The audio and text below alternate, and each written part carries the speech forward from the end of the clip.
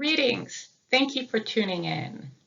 And thank you to the Cultivating Equality team for letting us put on this panel, and to Case for chairing, and to Anne and Diana and Afrina for wrestling with this concept in their own work and sharing that today. My talk is designed to introduce you to local normative climate and what it can offer as a research tool. One way to imagine the concept is as a prism, and depending on how you angle this prism, agency and norms interactions will look different. The context for developing the concept is the Genovate study, and I worked with a big team and we toiled very hard to bring this concept into focus through our evidence from 24 villages in sub-Saharan Africa. And once I finished the Genovate study, I moved on to a thesis project where I could further develop the concept. LNC comes from relational theories of gender norms. These theories emphasize how norms are held in place, negotiated, reformulated through our everyday social lives and interacting with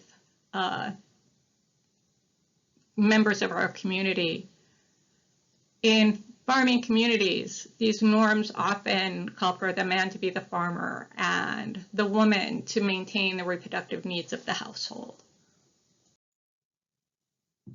Local normative climate refers to, quote, the prevailing set of gender norms in a community. This is the definition that is in the paper from 2018. And you might be asking, why prevailing? Why a set of norms? And why in a community? And each of these filters helps you to navigate the jungle of norms and the even bigger jungle of data about agency and norms interaction. With the idea of prevailing, I'm trying to convey that norms can move in all directions. And I use the concept of normative relaxation to signal that norms are both upheld and contested in our everyday lives. A poor woman who has to go out and work may not be able to uphold norms that value her remaining at the homestead.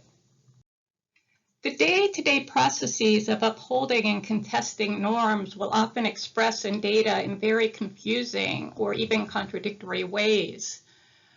In this case, a village from Sindh province in Pakistan, the young women, when discussing norms for women, explain that girls don't go to the fields, but then immediately another member of this group says girls pick cotton, cut crops, and so forth.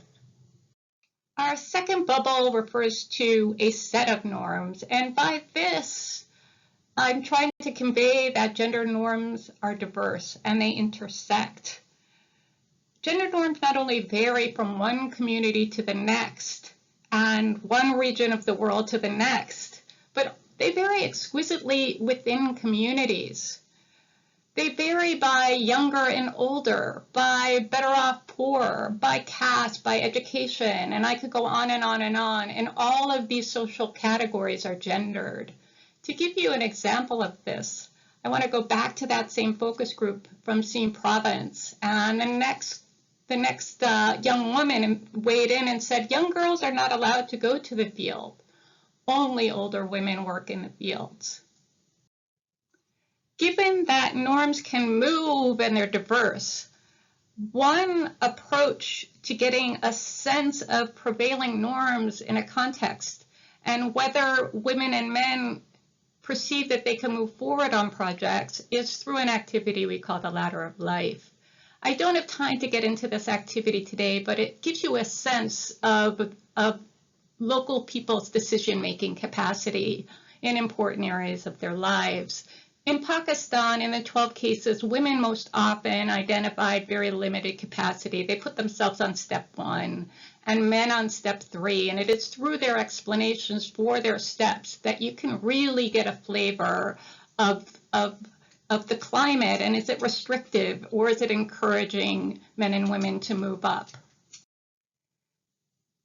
It's the case in most LNCs that processes of normative relaxation are dampening agency, having to continuously negotiate norms or uphold them is stressful, and it appears to slow down the trajectory of social change and development in a community. Individual women and men may be able to move ahead and get into higher categories, but their actions are not able to change the normative framework of a community. Our final bubble takes us to the community level, and you may be asking, why a community? We need to be thinking bigger than that. But gender norms operate among individuals who interact frequently. This is what relational theories bring to understandings of gender norms. It takes a community to reproduce its norms, and it also takes a community to change its norms. Many villagers across all communities are transgressing norms, but this doesn't necessarily change the normative framework. Under certain conditions, it does, however, and the Genovate data provides a remarkable window into these dynamics. We're going to switch from Pakistan to Uzbekistan because in Uzbekistan is a very special place called Nodira. And I'm going to slowly give you a sense of Nodira. Here is a quote from the key informant. We women need to take work and matters into our own hands. What's happening is that many men, as in many villages, are migrating, in this case to Russia and Tajikistan. And this is having a very big impact on women's capacities and spaces to move in the village. They're managing fields, and fields. And the better off women are even able to take out big loans, which would be unheard of in most rural villages of the Genovate data set. Nodira's LNC is special because it's encouraging diverse categories of women and men to move up their ladders and get ahead. And a flavor of the normative climate and how different it is can be seen in this quote from a low-income men's group. Women enjoy the same rights as men do. There's nothing bad about this. And this type of discourse is rare for a rural men's focus group. Nodira is a special place, not only because of the strong agency being expressed by women and men, but also we heard from low-income groups that poverty was plummeting precipitously from 60% to 15% over the past 10 years, and we heard this from both low-income men and women. Other cases had this remarkable pattern of all 6 focus groups of low-income men and women, middle-income men and women, and young men and women expressing, an ability to move up their ladders and pursue projects such as innovating with their agricultural livelihoods. And these cases shared the dimensions that are on the wheel. What really set apart these transforming cases, as I call them, however, is growing gender equality. We had combinations of the other dimensions in other cases, but what they lacked was a normative climate that was deeply encouraging both women and men across categories to scale their ladders. You can see the growing gender equality in the norms that were prevailing in the cases from the transforming set. Women in these cases were more likely to be engaged in paid work, moving freely in public, unmarried if a teenager, innovating with new seeds, improved breeds, new management practices for their soil, even machinery. And women were also more likely to be local leaders. With my penultimate slide, I'm giving you the definition for the thesis of LNC. And mainly what shifted there is I went from a set of norms to a framework of norms to convey more structure with how norms are interlocking and how they need to shift as a set. I also am using encourage or discourage to get at this prevailing and the fluidity of norms. And of course, the community focus stays. For my final slide, I want to think ahead. What's ahead for this concept? If I could, be in charge and make it happen. And I would want to think about ways that the transforming cases and their experiences could encourage other villages to empower their women. That's the 5th SDG, and to speed an end to their poverty. That's the 1st SDG.